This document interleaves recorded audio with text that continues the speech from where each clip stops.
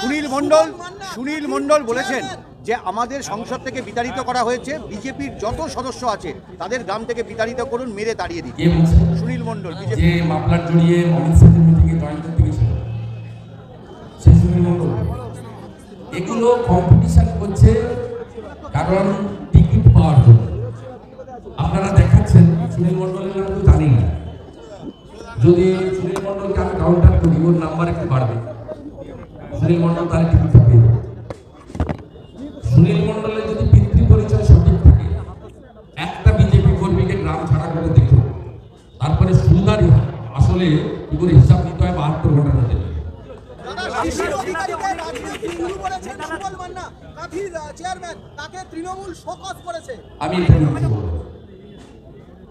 আমি তৃণমূল কথা বলবো না, যে মুখ্যমন্ত্রী প্রধানমন্ত্রীকে কিমাকার বলেন, অমিত শাহজিকে বলেন হজলকুপ্ত, নাড্ডাজিকে বলেন হাড্ডা নাড্ডা চাঁদা কাটা, উপরাষ্ট্রপতিকে যারা মিমিক্রি করেন, মহামান্য রাষ্ট্রপতির গায়ের বর্ণ নিয়ে যারা প্রশ্ন তোলেন, সেই লোকেদের কাছ থেকে এর থেকে বেশি কিছু আশা করা যায় না।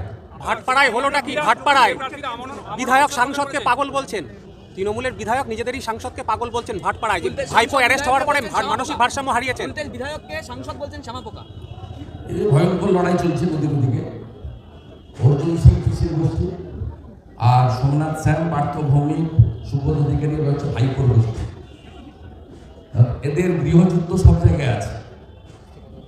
অতএব স্বাভাবিকভাবে এই গৃহযুদ্ধের ফলে রাজ্যের আইন শৃঙ্খলার অবনতি ঘটছে এবং সাধারণ মানুষের নিরাপত্তা নষ্ট হচ্ছে, এবং থানাগুলোতে পুলিশ পাওয়া যাচ্ছে না এদেরকে নিরাপত্তা দেওয়ার কাছে। স্বাভাবিকভাবে মুসল পর্ব বলে না, মুসল পর্ব শুরু হয়েছে, শেষের সময় এটাই হয়, যখন নৌকভুক্ত হয় জল উঠে, তখন এইরকম বাঁধনটা আলগা হয়ে যায়, সেটাই হয়েছে। আগামী মাসে বিরোধীদেরকে আমন্ত্রণ জানানো হয়েছে, সোনিয়া গান্ধী, মল্লিকার্জুন খাড়গে। রাম মন্দির উদ্বোধন নিয়ে তো আমার বলার কিছু নেই। রাম মন্দির উদ্বোধনের ব্যবস্থা করেছেন রাম জন্মভূমি তীর্থক্ষেত্র ট্রাস্ট। এটি একটি সম্পূর্ণ অরাজনৈতিক সংগঠন, এরা হিন্দু সনাতন সংগঠন। তারা কাকে কাকে নিমন্ত্রণ করবেন সেটা তাদের ব্যাপার, এই বিষয়ে আমার মন্তব্য করার কিছু কারণ নেই। জামিন অযোগ্য ধারা আমি একটু সংযোজন করতে পারি যে নরেন্দ্র মোদীজি প্রধানমন্ত্রী না হলে রাম মন্দির কোনোদিনই তৈরি হতো, এটা খুব পরিষ্কারভাবে বলা যায়। জামিন অযোগ্য মামলা দিয়েছে যারা মুখ্যমন্ত্রীর বাড়ির সামনে বিক্ষোভ দেখিয়েছে, অত্যন্ত অন্যায় এবং অত্যন্ত নিষ্ঠুর কাজ হয়েছে, এবং এটা মুখ্যমন্ত্রীর নির্দেশেই হয়েছে।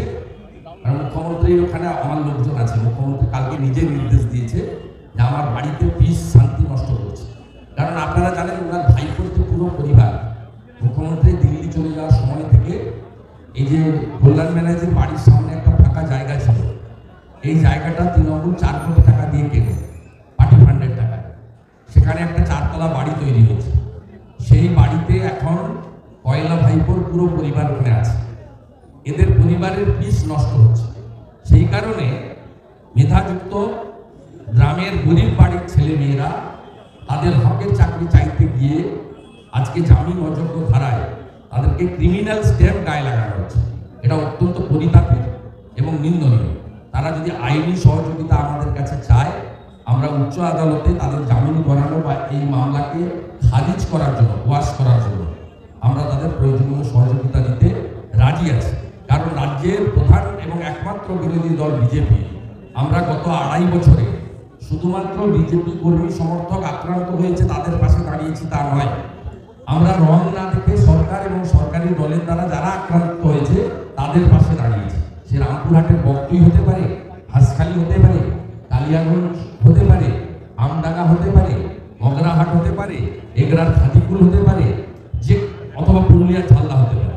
সব ইস্যুতে ভারতীয় জনতা পার্টির ভূমিকা আপনারা দেখেছেন। ডিসেম্বর থেকে একেবারে ময়দানে নামছেন মুখ্যমন্ত্রী। জ্যোতিপ্রিয় মল্লিকের এলাকা দেগঙ্গা থেকে কর্মী সভা দিয়ে শুরু করছেন। ময়দানে নামছেন না ময়দানে হেলিকপ্টার থেকে নামছেন? উনি তো হেলিকপ্টার ছাড়া চড়েন না। উনি বাবাধাম চাকলাধামে যান, কিন্তু প্রকৃত হিন্দুরা ওনাকে হিন্দু বলে স্বীকার করে, তার জন্য উনি নিজে দায়ী। সরস্বতী মন্ত্র ভুল পাঠ করেন, চণ্ডী মন্ত্রের পিণ্ডি চটকান, পিতৃপক্ষে দুর্গা ঠাকুর উদ্বোধন করতে যান, ভগবান বিষ্ণুকে বিষ্ণু মাতা বলেন, গীতা পাঠের দিন টেট পরীক্ষার আয়োজন করেন, বিজয়া দশমীর দিন বিসর্জনের ডেট চেঞ্জ করে দেন। উনি উস্কে দিয়েছিলেন বলে রিসরা শিবপুরের পিএম বস্তি এবং ডালখোলাতে রামনবমীর দিন দাঙ্গা হলো, উনার উস্কানিতে হয়েছে। অথচ অন্য সম্প্রদায়ের যখন বিশ্ব নবী দিবস হলো একটাও কোথাও গোলমাল হয়।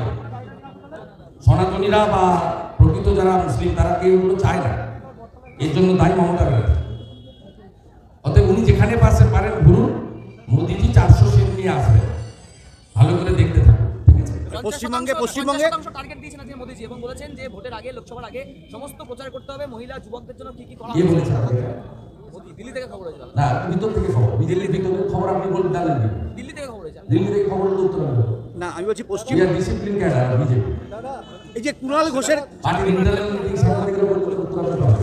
এই যে তৃণমূলের নেতাদের বাড়িতে চাকরি প্রার্থীরা যাচ্ছে, অসহায় চাকরি প্রার্থীরা, তাদের নানা রকমের কোন নেতা? নেতাটা কে? মুখপাত্র কথা বলছি, মুখপাত্র 3.5 বছর মধ্যস্থতায় কোনো লাভ নেই। 1 ফেব্রুয়ারি পর্যন্ত দেখতে থাকুন যে ছেলেগুলোকে চাকরি দিবে বলে ডেকে নিয়ে গেছে, চাকরি দিতে পারবে না। সলিউশন একটাই, কি? প্রাক্তন মমতা, প্রাক্তন মুখ্যমন্ত্রী নন্দীগ্রাম চাকরি দেখিয়েছে, পুরুলিয়া বাঁকুড়া চাকরি দেখিয়েছে, উত্তরবঙ্গ চাকরি দেখিয়েছে, শ্রীরামপুর, উত্তরপাড়া, এদিকে চাপদানি, এদিকে চন্দননগর, এদিকে চুঁচুড়া, ওদিকে বলাগড়, এদিকে আদিসপ্তগ্রাম, এদিকে চণ্ডীতলা, এদিকে ডোমচুর, চণ্ডীপাড়া। এরা যেদিন এটা করে দেখাবে সেদিন পশ্চিমবাংলার সমস্ত সমস্যার সমাধান হয়ে যাবে। মমতা ব্যানার্জিকে প্রাক্তন করাই হচ্ছে অনলি মেডিসিন। পশ্চিমবাংলার বর্তমান যে রোগ হয়েছে এই রোগ কাটাতে গেলে অনলি মেডিসিন মমতা ব্যানার্জিকে প্রাক্তন করতে হবে, যেটা আমরা করে দিয়েছি, এবার আপনাদের